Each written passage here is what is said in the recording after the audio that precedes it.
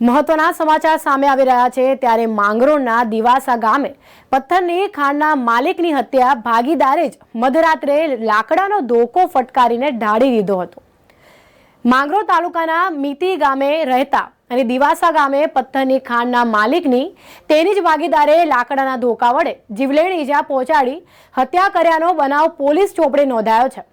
આ બનાવની પ્રાપ્ત વિગત અનુસાર માંગરોળના દિવાસા ગામે પથ્થરની ખાણ ભાગીદારીમાં ચલાવતા હતા લખમણભાઈ ઉર્ફે લખુભાઈ માલદેવભાઈ આડેદરા ગત તારીખ 2ના રોજ રાત્રિના 2:30 વાગ્યાએ આસપાસ કેસુ વદરે દ્વારા લાકડાના ધોકા વડે મારીને હત્યાનો પ્રયાસ કરી નાસી જતા હતા તથા તે બનાવ સ્થળે હાજર ખાણના મહેતાજી અબ્રામભાઈને જાણ થતાં લખમણભાઈને બેભાન હાલતમાં ખાનગી દવાખાને જૂનાગઢ ખસેડતા ત્યાંથી વધુ સારવાર માટે રાજકોટ ખસેડ્યા। ત્યાં સારવાર દરમિયાન મોત થતાં આ બનાવ ખૂનમાં પરિણમ્યો હતો। ડિવિઝનના સીલ પોલીસ સ્ટેશનના દિવાસા ગામનો આ બનાવ હતો।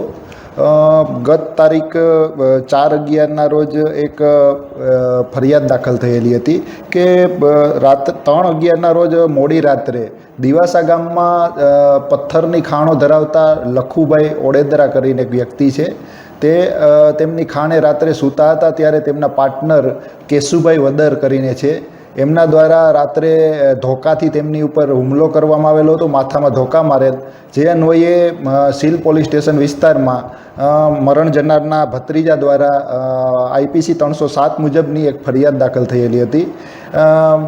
સીલ પોલીસ દ્વારા ફરિયાદ દાખલ કરી અને તાત્કાલિક અસરથી આ ગુનાની તપાસ છે સીલ PSI ચુડાસમા દ્વારા સંભાળી લેવામાં આવેલી હતી। હાલ જુદી જુદી ટીમો આ જે બનાવના આરોપી છે તેને શોધવા માટે લગાડી દેવામાં આવેલ છે। આ જે 307ની ફરિયાદ દાખલ થયેલી હતી તેના જે ભોગ બનનાર હતા આપણે લખુભાઈ, તેમને વધુ સારવાર માટે રાજકોટ ખાતે ખસેડવામાં આવેલ હતા। ગઈકાલે રાજકોટ ખાતે સારવાર દરમિયાન લખુભાઈનું અવસાન થતાં આ જે ગુનો છે એ 307માંથી 302માં કન્વર્ટ થયેલો છે।